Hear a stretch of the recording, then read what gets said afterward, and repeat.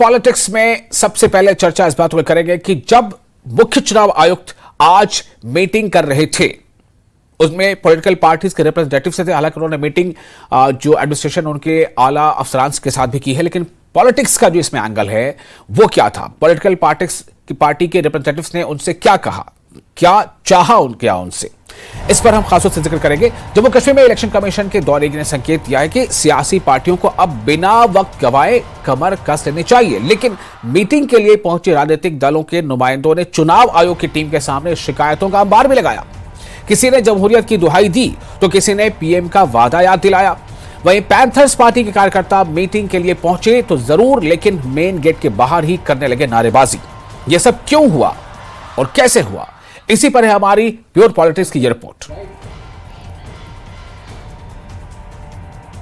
Officials हमने देखा सुबह से यहाँ आ रहे हैं। अभी यहाँ पे डीसी अनंतनाग पहुंचे थे। अभी तो आज जब मीटिंग हो रही थी उस वक्त मीटिंग को लेकर वहां तमाम पार्टियों के जो नुमाइंदे थे वो वहां पहुंचे थे, और उनमें से एक पार्टी ऐसी भी थी जो पैंथर्स पार्टी है।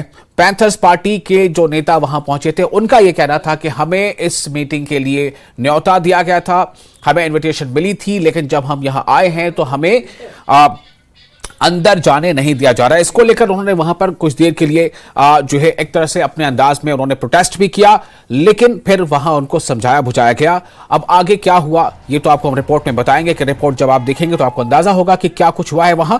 लेकिन जो अहम बात है वो ये भी थी कि और जो दूसरी पार्टियों के नेता आए थे, जिसमें से पीडीपी थी, जिसमें नेशनल कॉन्फ्रेंस के रिप्रेजेंटेटिव थे, जिसमें बीजेपी के रिप्रेजेंटेटिव थे, उनमें से कुछ लोगों ने इलेक्शन कमीशन से ये भी कहा कि कहीं ना कहीं ऐसा लगता है कि ट्रांसपेरेंसी की कमी है। कुछ मामलों में जो वोटर्स नए जोड़े गए हैं उनको लेकर पीडीपी ने सवाल उठाया।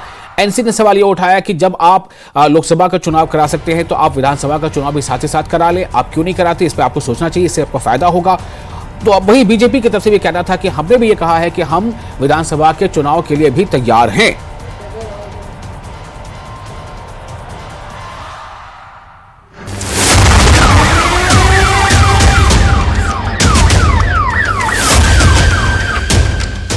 लोकसभा चुनाव का सायरन बज चुका है।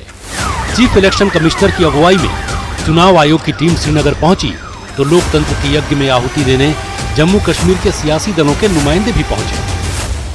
आईसीसी जो है श्रीनगर में, यहीं पे अभी जो चीफ इलेक्शन कमिश्नर है राजीव कुमार पहुंचे हैं। उनके साथ एडीजीपी जो हैं वो भी पहुंचे थे यहाँ पे, लॉ एंड ऑर्डर के विजय कुमार, और कुछ पॉलिटिकल लीडर्स जो हैं वो भी अभी पहुंचे हैं, जिनमें से नेशनल कॉन्फ्रेंस के नासिर सुगामी हैं, सकीना इत्तो हैं, और पीडीपी की बात कर ले तो जेएम हांजूरा है, वो भी अभी पहुंचे हैं, और कुछ पैंथर्स पार्टी के लीडर्स भी पहुंचे हैं। और कोशिश करेंगे आपको दिखाने की दृश्यों के थ्रू। वो जो ही यहाँ पहुंचे उनको रोक दिया गया है, और वो जो पैंथर्स पार्टी के लीडर है उनका यही कहना है कि हम लोगों को अंदर जाने नहीं दिया जा रहा है, सिक्योरिटी रीजंस बताए जा रहे हैं। हमारी एक नेशनल पार्टी है, फिर भी कहीं ना कहीं ऐसा ये देखिए इन्होंने नारेबाजी शुरू कर दी है। एनसी के प्रतिनिधियों के साथ पीडीपी के कार्यकर्ता भी इस मीटिंग में शिरकत करने पहुंचे। आने को तो पैंथर्स पार्टी भी आई, लेकिन उन्हें गेट के बाहर नारेबाजी करने पर मजबूर होना पड़ा। तानाशाही नहीं चलेगी, नहीं चलेगी, नहीं चलेगी, गुंडागर्दी नहीं चलेगी, नहीं चलेगी। वैसे पैंथर्स पार्टी को 2019 के चुनाव में करीब 4000 वोट ही मिल पाए थे, लेकिन सवाल चुनाव आयोग की तरफ से मिलने वाली तवज्जो का था। जिनको अंदर जाने का मौका मिला उन्होंने बताया कि आज की मीटिंग से क्या उम्मीदें लगाई जा रही थी और उन्होंने आयोग के सामने क्या बातें रखी। मैंने ये भी बात कही है, मैंने कहा अगर आप आज इलेक्शन नहीं कराएंगे असेंबली इलेक्शन, लेकिन कल को आपको यात्रा का टाइम होगा जुलाई में, तो उसके बाद आपको शायद नामुमकिन होगा कि यहाँ जम्मू कश्मीर में असेंबली इलेक्शन कराना। आज अगर कराएंगे तो आपके लिए दो फायदे हैं। एक, आपका जो सिक्योरिटी का एक्सपेंडिचर है वो आपका बच जाएगा, ताकि अगर आप दोनों इलेक्शन इकट्ठे करेंगे, और ये कोई बड़ी बात नहीं है। जब आपने यहाँ दोनों ही पार्टियों के प्रतिनिधियों को इस बात का संतोष था कि चुनाव आयोग की टीम ने उनकी बात ध्यान से सुनी।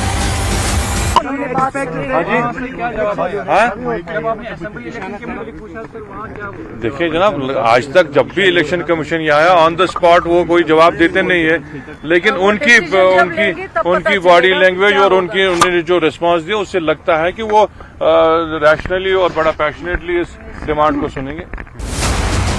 चुनाव आयोग ने तो इन पार्टियों की बात सुनी, लेकिन ये पार्टियां एक दूसरे की बात सुनने के लिए तैयार नहीं है। उमर अब्दुल्ला ने लोकसभा चुनाव में पीडीपी के साथ सीट शेयरिंग से साफ इनकार कर दिया और विधानसभा में गठबंधन की भारी भरकम शर्त रख दी। ऐसे में अगर चुनाव आयोग की तरफ से लोकसभा के साथ विधानसभा चुनाव का भी ऐलान कर दिया जाए तो चुनावी नजारा और भी रोचक हो जाएगा। प्योर पॉलिटिक्स के लिए श्रीनगर से सरोज कपिल की रिपोर्ट।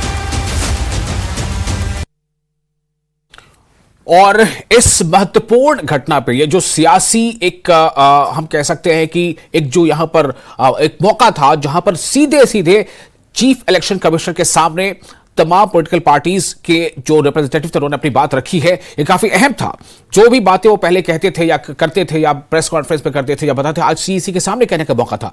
तो इस खास खबर पर हमारे साथ बातचीत के लिए मौजूद है हमारे कई सहयोगी। हमारे साथ रिफत, हमारे साथ मनोज कौल और ईशान।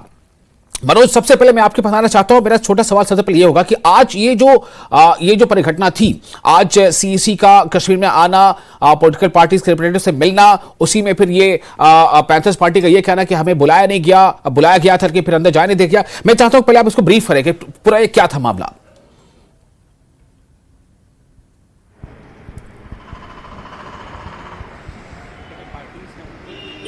मनोज, आपको मेरी आवाज मिल रही है? डेलीगेशन वहाँ आया है, चीफ इलेक्शन कमिश्नर उसमें मौजूद हैं और ये एक मौका पॉलिटिकल पार्टीज को मिला है कि वो अपनी अपनी बात रखें कमीशन के सामने और बताएं कि किस तरह के उनके मुतालबात हैं और वो क्या चाहते हैं जम्मू कश्मीर में चुनाव के हवाले से। हमने देखा पहले भी, अगर अपोजिशन पार्टीज़ की बात करें, चाहे नेशनल कॉन्फ्रेंस हो, पीडीपी हो या कांग्रेस हो, तो उन्होंने एक प्लेटफॉर्म भी बनाया था। इकट्ठे वो गए थे चीफ इलेक्शन कमिश्नर के पास और ये कहा था पिछले साल कि यहाँ पर चुनाव कराए जाए, असेंबली के जो चुनाव यहाँ पर नहीं कराए जा रहे हैं वो कराए जाए। और आज भी जब डेलीगेशंस वहाँ मिली हैं, चाहे नेशनल कॉन्फ्रेंस की बात करें या पीडीपी की बात करें, तो उन्होंने भी आज अपनी ये मांग जो है एक बार फिर दोहरा दी है। उनका ये मानना था कि अगर आज यहाँ लोकसभा के चुनाव कराए जाते हैं तो क्या वजह है कि असेंबली के चुनाव नहीं कराए जा रहे हैं। तो साफ तौर पे पॉलिटिकल पार्टीज ने ये एक जो उनको मौका मिला था इलेक्शन कमीशन के सामने अपनी बात रखने का, वो उन्होंने उसका भरपूर फायदा उठाया है। जैसा कि हमने सुना कि जो नेशनल कॉन्फ्रेंस की सकीना यीतू थी, तो उन्होंने ये कहा कि उन्होंने चुनाव कमीशन को ये सुझाव भी दिया कि अगर वो दोनों चुनाव एक साथ ही कराते हैं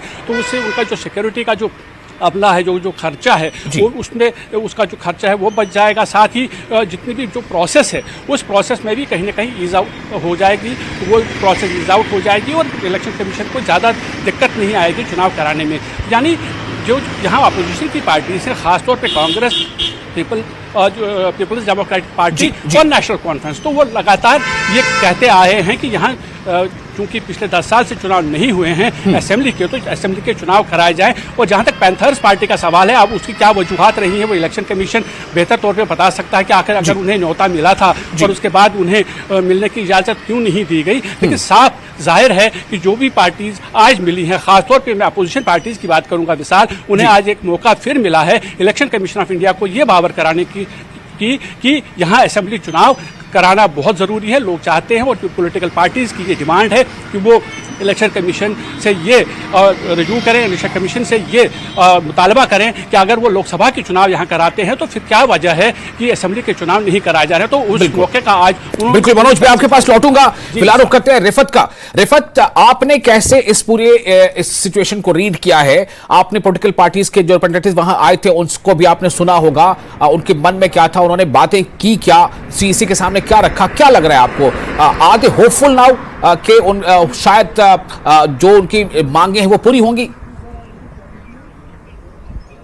देखिए विशाल, मैं इस वक्त SKICC श्रीनगर के बाहर हूं। यहां पर ही ये मीटिंग हुई और मैं कहना चाहूंगा आपको कि पॉलिटिकल पार्टीज, खासतौर से जो बड़ी पॉलिटिकल पार्टीज हैं, रीजनल पार्टीज यहाँ की, वो पीडीपी और नेशनल कॉन्फ्रेंस है, और उन्होंने पहले ही ये तैयारी की थी कि उनको यही कहना है कि यहाँ जल्द से जल्द असेंबली चुनाव मुनक्कद किए जाएं। तो मैंने 2-3 लीडर से बात की, नासिर असलम वानी से मैंने बात की और गुलाम नबी लोन हांजूरा से बात की।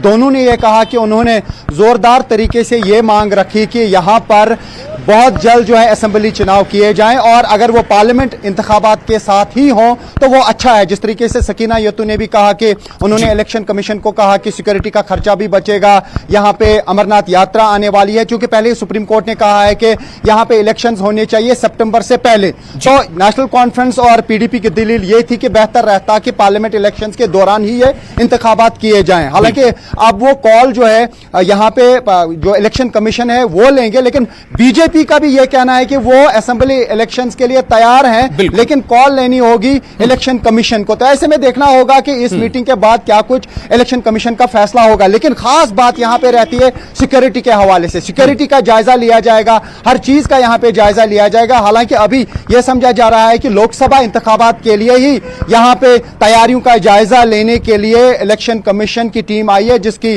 कयादत चीफ इलेक्शन कमिश्नर कर रहे हैं। तो यहां पे आप देख सकते हैं अभी भी यहां पे इलेक्शन कमीशन की टीम है, अभी भी यहां पे मीटिंग्स हो रही हैं। हालांकि पॉलिटिकल पार्टीज जो हैं उनके साथ मीटिंग हुई, चाहे नेशनल कॉन्फ्रेंस हो, पीडीपी हो, बीजेपी हो, और कुछ और पार्टीज के लीडर भी यहां पे मिलने आए हैं। लेकिन जिस तरीके से आपने ये भी कहा कि जो पैंथर्स पार्टी के लीडर्स थे उन्होंने यहां पे एहतिजाज किया, प्रोटेस्ट किया, उनका दावा यह है कि उनको इन्विटेशन मिली थी, उनको दावत मिली थी, लेकिन उसके बाद उनको गेट से आगे जाने की इजाजत नहीं दी गई। हालांकि अब शायद इलेक्शन कमीशन उस पर हो सकता है कि बताएं कि क्यों उनको मिलने नहीं दिया गया। अगर उन्हें दावत दी गई थी या उन्हें दावत नहीं दी गई थी उसके बारे में भी पिक्चर साफ होगी। लेकिन उन्होंने यहां पे हर्षवर्धन सिंह जो थे, ये जो उनके लीडर थे, उन्होंने यहां पे प्रोटेस्ट किया और वो बता रहे थे कि उन्हें दावत दी गई थी। तो अब सबकी नजरें इसी पे हैं कि जब कल इलेक्शन कमीशन की टीम जम्मू जाएगी, वहां का दौरा खत्म करने के बाद जब फैसला सुनाया जाएगा तो क्या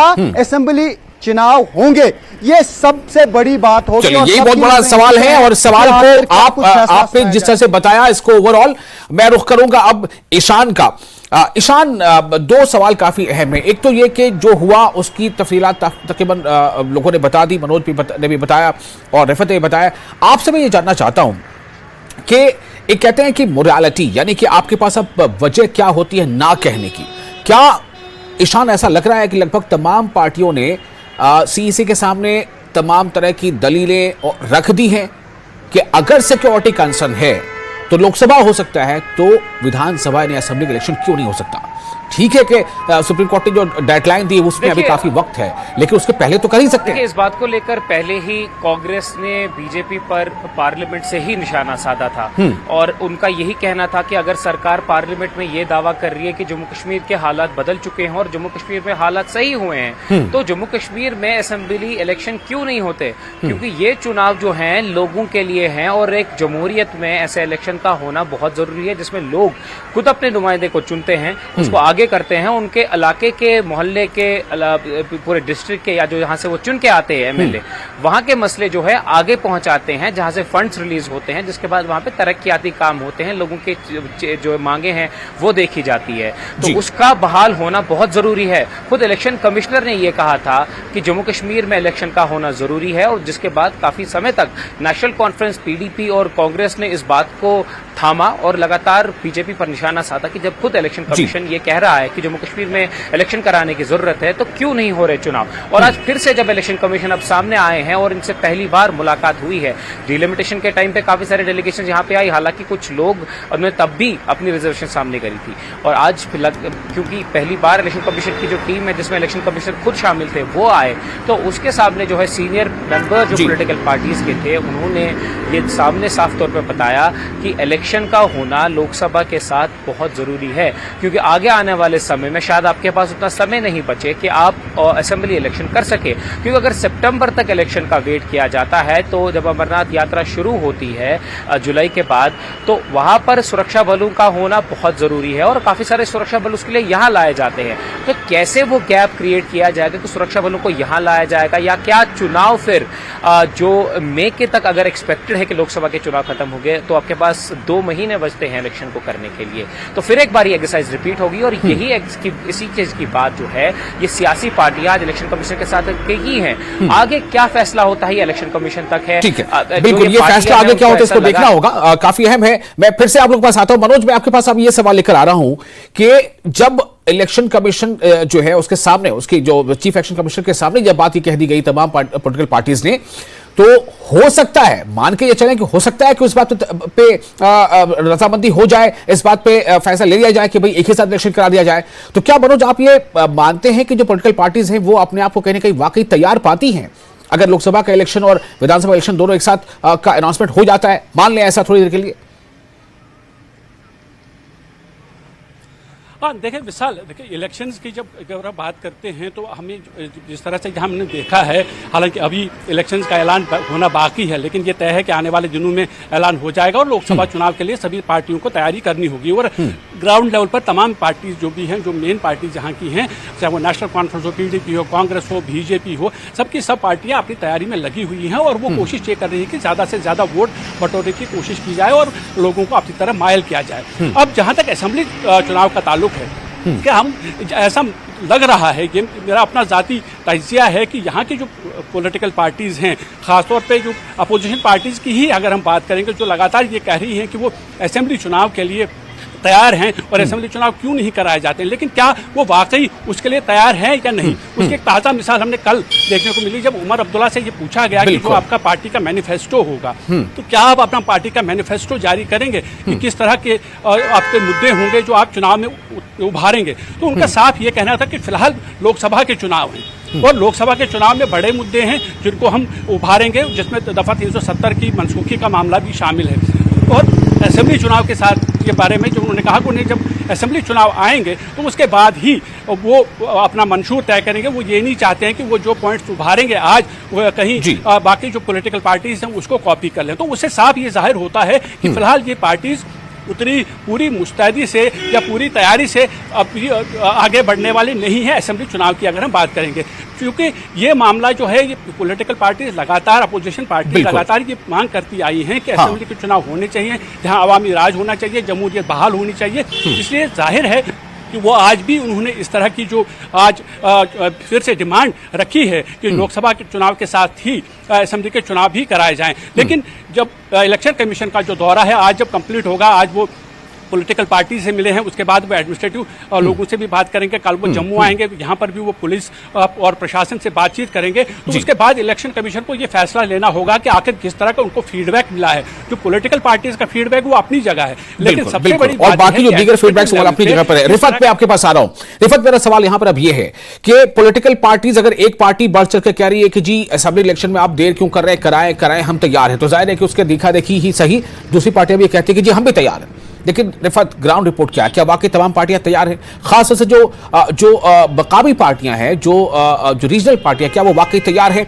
और क्या लोकसभा और असेंबली के इलेक्शन अगर एक साथ होते हैं तो क्या मुद्दों का सिलेक्शन, मुद्दों का चुनाव, क्या उसमें कुछ मुश्किलात पेश आएंगी?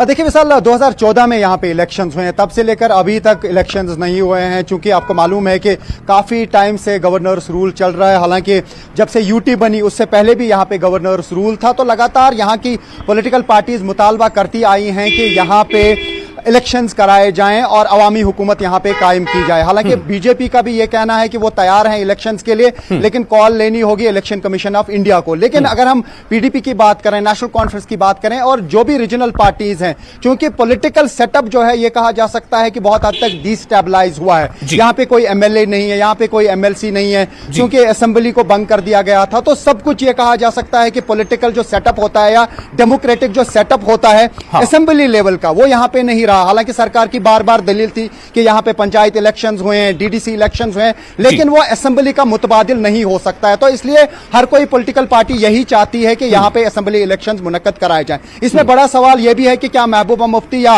Umar Abdullah as UT elections लड़ेंगे? ऐसे चांसेस कम लग रहे हैं, लेकिन बाकियों को वो मैदान में उतारेंगे और वो चाहते हैं चाहे यहां पे एज यूटी इलेक्शंस किए जाएं या स्टेटहुड बहाल करने के बाद इलेक्शंस किए जाएं, वो हर सूरत में तैयार हैं और उनका यह कहा जा सकता सकता है कि फॉर्डर कहें या गिजा कहें, सियासतदान का यही होता है कि वो आवाम के सामने जाए, इलेक्ट होके आए और उसके बाद हुकूमत में आए जो पार्टी नंबर लेके आएगी। तो ऐसे में ये कहना कि कोई पार्टी तैयार नहीं होगी शायद गलत होगा, चाहे वो नेशनल पार्टी। बिल्कुल, मैं इसी सवाल को लेकर फाइनल कमेंट के लिए ईशान के पास जाना चाहता हूं। ईशान, आपके ऑब्जर्वेशंस क्या हैं? ये अगर एक साथ चुनाव की तारीखों का ऐलान हो जाता है, जो कि लगातार दूसरी जो जमातें वो मांग कर रही हैं, बीजेपी भी अब ये कह रही है कि हम जल्दी आप चुनाव करें, हम तैयार हैं, तो अगर ऐसा होता है ईशान, तो ये जो नेशनल पार्टीज है जैसे बीजेपी एंड कांग्रेस, उनके लिए ज्यादा सहूलत है या मुश्किल है, या फिर जो रीजनल पार्टियां हैं उनके लिए ज्यादा बेहतर है? देखिए, काफ़ी समय बीत चुका है। 2018 के बाद यहाँ पे कोई बड़ा चुनाव नहीं हुआ है। जैसे रिफत बता रहे थे कि छोटे मोटे चुनाव तो हुए, लेकिन जो बड़ा चुनाव जिसमें असेंबली का होना या लोकसभा का होना वो यहाँ पर नहीं हुआ है। काफ़ी सारी चीज़ें बदली है 2019 के बाद। जम्मू कश्मीर अब रियासत नहीं रही, जम्मू कश्मीर एक यूनियन टेरिटरी है और जम्मू कश्मीर में जो है यूनियन टेरिटरी का स्टेटस के बाद काफ़ी सारे बदलाव आए हैं, जिसमें खासकर जो उमर अब्दुल्ला का बयान है कि वो जम्मू कश्मीर में असेंबली इलेक्शन नहीं लड़ेंगे क्योंकि जब तक उसको स्टेटहुड वापस नहीं मिलता।